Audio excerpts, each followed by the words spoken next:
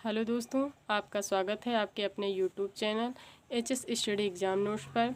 आइए आज हम इस वीडियो में पढ़ेंगे नर्वस सिस्टम, तंत्रिका तंत्र। अब हम देखते हैं कि तंत्रिका तंत्र किसे कहते हैं। संपूर्ण शरीर तथा शरीर के समस्त अंगों पर नियंत्रण रखने वाले संस्थान को तंत्रिका तंत्र कहते हैं। तंत्रिका तंत्र किसे कहते हैं? ऐसा संस्थान जो हमारे संपूर्ण शरीर पर नियंत्रण रखता है तथा स्वयं का निर्माण करता है, उसे हम तंत्रिका तंत्र कहते हैं।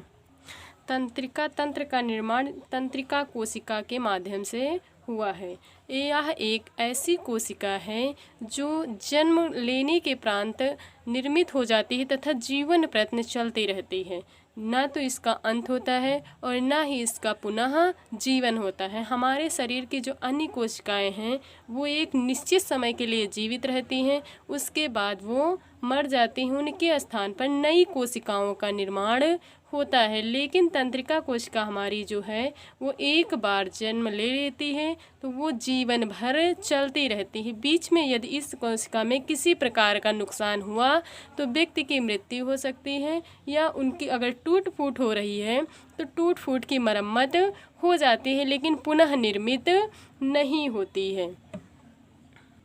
तंत्रिका तंत्र हमारे शरीर में संपूर्ण शरीर में जाल जैसी संरचना में फैला हुआ है। कैसे फैला हुआ है? जिस प्रकार जाली फैली हुई रहती है, जाली की संरचनाएं निकली हुई रहती हैं, ठीक उसी प्रकार हमारे शरीर में तंत्रिका कोशिका फैली हुई है, और वही कोशिकाएं, फैली हुई कोशिकाएं हमारे शरीर की क्रियाओं के संचालन में मदद करती हैं। तो आइए हम चित्र के माध्यम से देखते हैं कि हमारा तंत्रिका तंत्र हमारे शरीर में किस प्रकार फैला हुआ होता है। तो इसकी हम छोटी सी एक कोशिका देख लेते हैं। ये है तंत्रिका कोशिका। तंत्रिका कोशिका के सेंटर में जो पाया जाता है, जो बीच में पाया जाता है, उसे हम केंद्रक कहते हैं। क्या कहते हैं? केंद्रक। केंद्रक का कार्य क्या होता है? ये सूचनाओं को लेता है तथा सूचनाओं के अनुसार कार्य करने के लिए आदेश देता है कि कैसे शरीर के अंग कार्य करें। और इसकी जो ये पतली पतली रेखाएं फैली हुई हैं, रेसे, इन्हें हम क्या कहते हैं? डेंड्राइट्स कहते हैं। ये क्या है? ये जो पतली रेखाएं फैली हुई हैं, पतली जाल जैसी संरचनाएं फैली हुई हैं, इन्हें हम क्या कहते हैं? डेंड्राइट्स कहते हैं। और डेंड्राइट्स का कार्य होता है कि तंत्रिका कोशिकाओं की सूचनाओं को ग्रहण करते रहना। तो अन्य जो कोशिकाएं हैं, अन्य जो तंत्रिका कोशिकाएं हैं, उनकी सूचनाओं को एक दूसरे तक पहुंचाने का कार्य कौन करती हैं? डेंड्राइट्स करती हैं। ये सूचनाओं को ग्रहण करने का कार्य करती हैं। ये जो होता है एक साइड वाला भाग, ये क्या कहलाता है? ये एक्सॉन कहलाता है। तंत्रिका तंत्र का बीच का भाग क्या कहलाता है? एक्सॉन कहलाता है। यहाँ से यहाँ तक का भाग एक्सॉन होता है। एक्सॉन का कार्य क्या होता है? डेंड्राइट्स द्वारा लाई गई सूचनाओं को ये अंगों तक पहुँचाता है। कहाँ तक पहुँचाता है? अंगों तक पहुँचाता है। किस प्रकार? डेंड्राइट्स सूचनाएं ला करके केंद्रक को दे देती हैं, और केंद्रक सूचनाओं के आधार पर कार्य करने का आदेश देता है। उन आदेशों को एक्सान शरीर के अंगों तक ले जाने का कार्य करता है। एक्सान जो होते हैं वो एक दूसरे से जुड़े हुए नहीं होते हैं, इनके बीच बीच में गैप पाया जाता है। ये जो गैप पाया जाता है इसे हम साइनेप्स कहते हैं। साइनेप्स एक दूसरे एक्सान को कनेक्ट करने का कार्य करता है। बीच का भाग साइनेप्स जो होता है वो क्या करता है? एक एक्सान को दूसरे एक्सान से कनेक्ट करने का कार्य करता है। लास्ट की ये जो संरचना आप लोग देख रहे हैं, ये अंगों तक सूचनाओं को पूरी तरीके से पहुंचा देती हैं। आई होप तंत्रिका कोशिका समझ में आ गया होगा। आइए अब हम आगे देखते हैं तंत्रिका तंत्र के कितने भाग होते हैं। तंत्रिका तंत्र के भाग, पार्ट्स ऑफ नर्वस सिस्टम। तो तंत्रिका तंत्र के मुख्य रूप से 3 भाग होते हैं। नंबर 1, केंद्रीय तंत्रिका तंत्र। कौन सा भाग होता है? केंद्रीय तंत्रिका तंत्र।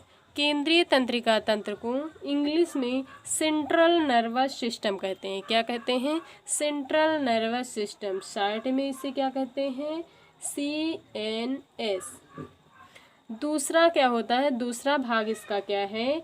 परिधीय तंत्रिका तंत्र। क्या है? परिधीय तंत्रिका तंत्र। परिधीय तंत्रिका तंत्र को इंग्लिश में क्या कहते हैं? Peripheral nervous system. क्या कहते हैं? Peripheral nervous system, PNS। और जो इसकी तीसरी कोशिका होती, तीसरा भाग होता है, जो तंत्रिका तंत्र का तीसरा भाग है, उसे क्या कहते हैं? स्वायत्त तंत्रिका तंत्र। आइए इधर हम लिख देते हैं स्वायत्त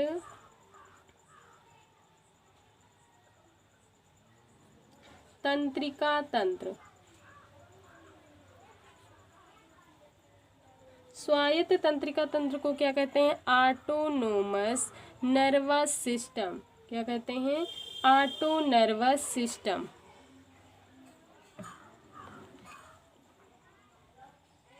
अब हम सबसे पहला देखते हैं केंद्रीय तंत्र। केंद्रीय तंत्र के अंतर्गत केंद्रीय तंत्र के मुख्य रूप से दो भाग होते हैं। नंबर 1 ब्रेन, नंबर 2 मेरुरज्ज, स्पाइनल कार्ड। इसके अंतर्गत दो अंग आते हैं, मस्तिष्क और स्पाइनल कार्ड। ब्रेन के बारे में हम नेक्स्ट वीडियो में अच्छे से पढ़ेंगे, क्योंकि ये टॉपिक बहुत बड़ा है, इसलिए इसमें केवल हम भाग समझ लेते हैं। ब्रेन का कार्य क्या होता है? सूचनाओं को ग्रहण करना, सूचनाओं को आदेश देना तथा शरीर की समस्त क्रियाओं को अच्छी प्रकार से चलाना। मेरुरज्ज जो हमारा क्या करता है? ये अनैच्छिक क्रियाओं पर ऐच्छिक अनैच्छिक सभी क्रियाओं को सूचना ब्रेन तक पहुँचाने का कार्य करता है। नेक्स्ट हम क्या देख लेते हैं? परिधीय तंत्रिका तंत्र। परिधीय तंत्रिका तंत्र के अंतर्गत दो प्रकार की क्रियाएं आती हैं, ऐच्छिक क्रियाएं और प्रेरक क्रियाएं। ऐच्छिक क्रियाएं वे क्रियाएं होती हैं जो अपनी इच्छा के अनुसार कार्य करती हैं, उसे हम क्या कहते हैं? ऐच्छिक क्रियाएं कहते हैं। प्रेरक क्रियाएं कौन सी होती है? जो प्रेरणा देने का कार्य करती हैं। क्या करती हैं? प्रेरणा देने, प्रेरित करने का कार्य करती हैं, उन्हें हम प्रेरक क्रियाएं कहते हैं। परिधीय तंत्रिका तंत्र का निर्माण कैसे होता है? इसके अंतर्गत मेरुरज्ज की 31 जोड़ी नसें तथा 12 जोड़ी नसें ब्रेन की जब निकलती हैं तो एक में मिल जाती हैं, तब एक परिधीय तंत्र का निर्माण होता है। कैसे होता है परिधीय तंत्र का निर्माण? मेरुरज्जु की 31 जोड़ी नसें तथा मस्तिष्क की 12 जोड़ी नसों को मिला करके परिधीय तंत्रिका तंत्र यानी कि पेरीफेरल नर्वस सिस्टम का निर्माण होता है। आइए अब हम देख लेते हैं स्वायत्त तंत्रिका तंत्र, autonomous nervous system. Auto nervous system, इसकी भी दो क्रियाएं होती हैं। एक क्या होती हैं? अनुकंपी तंत्रिकाएं, दूसरी क्या होती हैं? परा अनुकंपी तंत्रिकाएं। अनुकंपी तंत्रिकाएं वे तंत्रिकाएं होती हैं जो सूचनाओं को अंगों से ग्रहण करती हैं, उन तंत्रिकाओं को हम अनुकंपी तंत्रिकाएं कहते हैं। परानुकंपी मस्तिष्क द्वारा ले जाई गई सूचनाओं को अंगों तक पहुंचाने का कार्य करती हैं, उन्हें हम परानुकंपी तंत्रिकाएं कहते हैं। हमारा जो स्वायत्त तंत्रिका तंत्र है ये अनैच्छिक क्रियाओं पर भी नियंत्रण करता है। क्या करता है? अनैच्छिक क्रियाओं पर नियंत्रण करता। हमारे शरीर के अंदर जितनी भी अनैच्छिक क्रियाएं हो रही हैं, जैसे पाचन होना, श्वसन होना, हृदय गति स्पंदन, उत्सर्जन, ये सारी अनैच्छिक क्रियाएं हैं जो बिना रुके जीवन भर कार्य करती हैं, उन्हें उन क्रियाओं पर नियंत्रण किसका होता है? स्वायत्त तंत्रिका तंत्र का होता है। आई होप तंत्रिका तंत्र आप लोगों को समझ में आ गया होगा। नेक्स्ट वीडियो में हम ब्रेन के बारे में डिटेल से पढ़ेंगे। जय हिंद।